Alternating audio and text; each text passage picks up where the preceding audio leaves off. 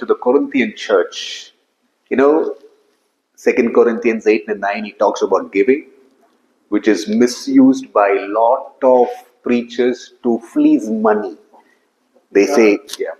ನಾವು ನೋಡ್ತೇವೆ ಎರಡನೆಯ ಕೊರಿಂಥದಲ್ಲಿ ಪೌಲನು ಈ ಕೊಡುವಿಕೆ ವಿಚಾರದಲ್ಲಿ ಬರೆಯುತ್ತಾ ಇದ್ದಾರೆ. ಇದು ಸಹ ಕೊಡುವಿಕೆ ವಿಚಾರದಲ್ಲಿ ದುರುಪಯೋಗ ಆಗುವಂತ ಒಂದು ಉದಾಹರಣೆ.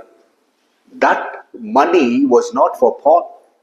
ಆ ಒಂದು ಕಾಣಿಕೆಯು ಪೌಲನಿಗೆ ಇಲ್ಲವಾಗಿತ್ತು. He was raising that money for the poor people in Jerusalem church who were struck by the famine. ಯೆರೂಸಲೇಮ್ ಪಟ್ಟಣದಲ್ಲಿ ಬರಗಾಲದಲ್ಲಿ ಬಡತನದಲ್ಲಿದ್ದಂತಹ ಯಹೂದ್ಯ ವಿಶ್ವಾಸಿಗಳಿಗೆ ಪೌಲನು ಆ ಒಂದು ಕಾಣಿಕೆಯ ಹಣವನ್ನು ಸಂಗ್ರಹಿಸುತ್ತಾ ಬಂದನು. But how many preachers are misusing that verse and robbing believers of money? ಇಲ್ಲಿ ನಾವು ನೋಡ್ತೇವೆ, ಇದೇ ವಾಕ್ಯದ ದುರುಪಯೋಗ ಮಾಡಿಕೊಂಡು ಅನೇಕರು ತಮ್ಮ ಸ್ವಂತ ಪ್ರಯೋಜನಕ್ಕಾಗಿ ಹಣವನ್ನು ಸಂಗ್ರಹಿಸುತ್ತಾರೆ. That is one of the instruction God gave me. I have 25 years in full-time ministry. One of the instructions God gave me is never ever ask for money. 25 ವರ್ಷದ ಅವಧಿಯಿಂದ ನಾನು ಸೇವೆ ಮಾಡ್ತಾ ಇದ್ದೇನೆ. ಆದರೆ ಆದಿಯಿಂದ ಪ್ರಾರಂಭದಲ್ಲೂ ಸಹ ಸ್ವಾಮಿ ಒಂದು ಆಜ್ಞೆ ಏನಾಗುತ್ತಂದ್ರೆ ಹಣವನ್ನು ಕೇಳಬೇಡ. You go, serve, you preach, I will take care. ಇದು ಸೇವೆ ಮಾಡು, ನಾನು ನಿನ್ನ ಅಗತ್ಯತೆಗಳನ್ನು ನೋಡಿಕೊಡುತ್ತೇನೆ. And beloved, let me tell you, ನಾನು ನಿಮಗೆ ಹೇಳಲು ಇಷ್ಟಪಡ್ತೇನೆ, these 25 years, ಈ 25 ವರ್ಷದ ಅವಧಿಯಲ್ಲಿ I have not lacked money.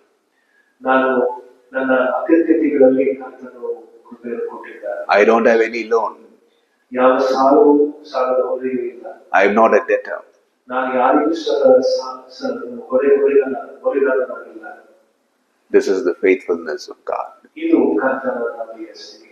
So coming to this point, ಈ ಒಂದು ಅಂಶಕ್ಕೆ ಬರುವಾಗ the early church, ಈ ಆದಿ ಸಭೆಯಲ್ಲಿ the early servants of God, ನಾವು ನೋಡ್ತೇವೆ ಆದಿ ಸಭೆಯ ಸೇವಕರು they were so unselfish.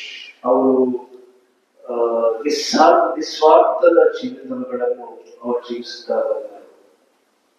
They gave, helped each other. ಅವರು ಒಬ್ಬರಿಗೊಬ್ಬರು ಸಹಾಯ ಮಾಡುತ್ತಾ ಪ್ರೋತ್ಸಾಹಿಸುತ್ತಾ ಬಂದರು. They honored each other. ಅವರು ಒಬ್ಬರಿಗೊಬ್ಬರು ಗೌರವಗಳನ್ನು ಸಲ್ಲಿಸುತ್ತಾ ಬಂದರು. So may we also be like that. ನಾವು ಸಹ ಅದನ್ನು ಅನುಸರಣೆ ಮಾಡಿಕೊಳ್ಳಬೇಕು. Even as we wait for the coming of the Lord. ನಾವು ಕರ್ತನ ಬರೋದಕ್ಕೋಸ್ಕರ ನಾವು ಕಾಯ್ದುಕೊಂಡು ಎದುರು ನೋಡುವಾಗ And finally, ಕೊನೆಗೆ ನಾವು ನೋಡ್ತೇವೆ